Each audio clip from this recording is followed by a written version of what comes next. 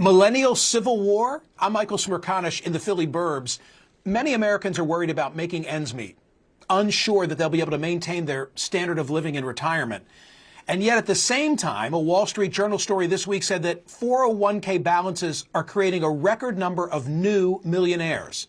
Separately, UBS reports that the number of moderate millionaires, those with between $1 and $5 million, has surged in recent years.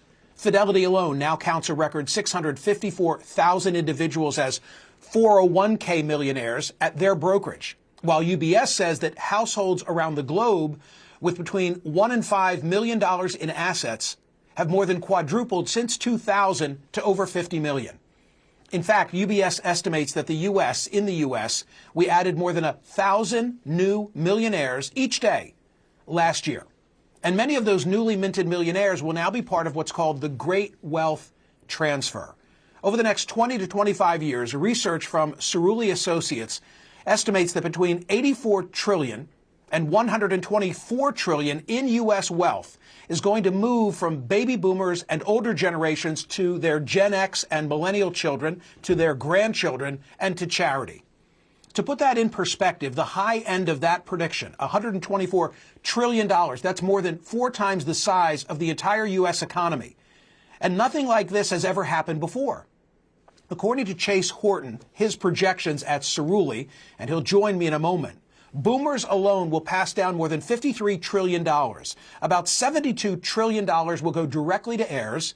Nearly $12 trillion will flow to charity, and roughly 40% of all inheritance dollars will come from just 1.5% of American households. Millennials and Gen Xers, they'll be the big beneficiaries, but it's hardly equal. Some will inherit life-changing sums. Many will inherit modestly, and many won't inherit anything at all, widening existing inequalities.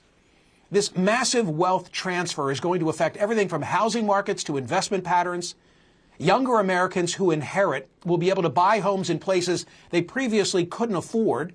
Older Americans may shift money out of riskier assets as they age, while younger heirs could invest differently. Think more tech, more ESG, more risk perhaps.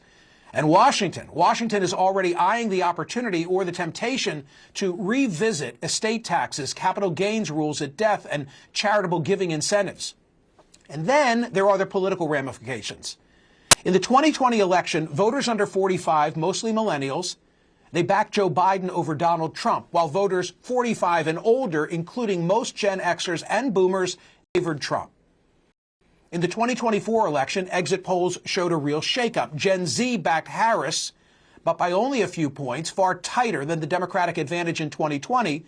Support among millennials, that also narrowed significantly. But Trump opened up a double-digit lead among voters in their 50s and early 60s. That's according to the AARP's analysis of AP Votecast. So, what happens politically after the wealth shifts? Baby boomers, they accumulated more wealth than any generation in U.S. history thanks to post-war expansion, affordable housing, employer pensions, and decades of market growth. Gen Xers, now in their 40s and 50s, they tend to be more skeptical of government, more market-oriented. Many Xers will inherit meaningful wealth that fits those instincts. Millennials, they're the wild card. They came of age during 9/11, the Iraq War, the Great Recession, and then a housing market that feels like a locked door. Millennials have tended to lean more progressive than older generations, though that gap has narrowed in recent elections. They own fewer homes at their age than the boomers did. They carry more debt. They entered a much tougher labor market. Reflecting on all of this, in 2021, Eric Levitz wrote a piece for New York Magazine titled, "Will the Great Wealth Transfer Spark a Millennial Civil War?" And he argued that the biggest political divide of the future won't be between boomers and millennials, but within millennials themselves. Scholarly research suggests the political effect of this great wealth transfer, that it won't be one-dimensional. Some heirs become more conservative because they now have more to protect. Some become more progressive because financial security frees them to focus on different life priorities. And the largest group, those who inherit little or nothing at all, they may become more frustrated, intensifying pressure for redistribution. Levitz called this potential for metaphorical millennial civil war, a deep divide within a generation defined by who got the windfall and who didn't. Here's what he wrote. The great wealth transfer will exacerbate all of these inequalities. Wealthy white millennials will claim a massively disproportionate share of the impending inheritances and intergenerational gifts. And as familial wealth is transferred and millennials' earned assets appreciate, the generation's internal class divisions are liable to become more invidious than those of its predecessors. The millennial rich and upper middle class, they'll be the wealthiest America has ever known.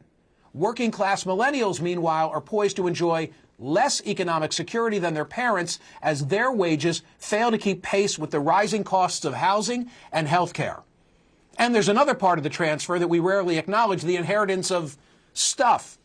Bloomberg recently reported that millennials and Gen Xers aren't just inheriting money, they're inheriting the physical contents of their parents' lives, the great stuff transfer, if they want it. The money moves cleanly, the objects do not. The real battle shaping American politics may not be between generations, but within them. And this massive transfer of wealth makes that impossible to ignore. It all leads to today's poll question at Smerconish.com. Will the great wealth transfer trigger a millennial civil war?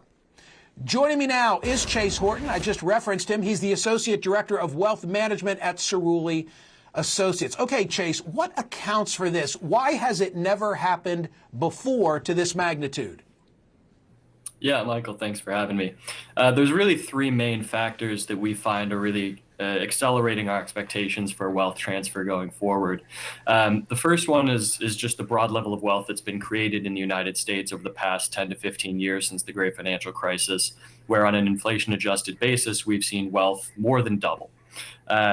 Additionally, we're finding wealth is increasingly concentrated among fewer, wealthier households who are less likely to wind that wealth down in their retirement and therefore will be passing it on. And finally, I think the most important demographic shift is the shift in ownership of wealth to older households. Whereas in 2011, we find that households over the age of 60 had less than half of the wealth in the US. Today, they have 2/3. And so that really accelerates how much wealth we expect to transfer intergenerationally in the next 20 to 25 years. I'm going to put on the screen some of the data. It's a bar graph by the numbers, the great wealth transfer, and this is your information showing $56 trillion, the estimated wealth to be inherited. $56 trillion by baby boomers, $39 by Gen Xers, $46 trillion by millennials, $15 trillion by Gen Zers. We speak often, Chase, of income inequality. This is wealth inequality, and this is unprecedented. True? To a degree, yeah. It sets to perpetuate the existing level of wealth inequality in the U.S. Due to many different factors. I'm interested in the political ramifications of this, and I'll get to that in a moment with a different guest. But let's not overlook the fact that many among us will inherit nothing. Speak to that issue. Yeah, I think it's something that's going to affect a lot of people, and everybody, or not everybody, but many people can see $124 trillion moving intergenerationally, and millennials are going to inherit a lot of that at the end of the day. But a lot of or a great portion of the millennials will not be inheriting any significant or life-changing sums, and people are going to take issue with that at the end of the day. You and I are having this conversation at a time when the U.S. debt is $38 trillion. What policy considerations do you see? What changes might result from this? Is going to be awfully tempting, I would think, by lawmakers if they're interested in doing something about the debt. Speak to that. Yeah, of course. It's been an ongoing debate for really decades around the estate tax, how high it should be, how low it should be. We've found that the reality is that estate tax policy in the U.S. has become more lenient over the last 5 to 10 years. But I think if things do shift in a different direction, that'll be something very much on the top of minds of policymakers. A final question. The recipients, do they know it's coming? They hope it's coming. They don't know exactly why or how or when the wealth is going to go where it does go.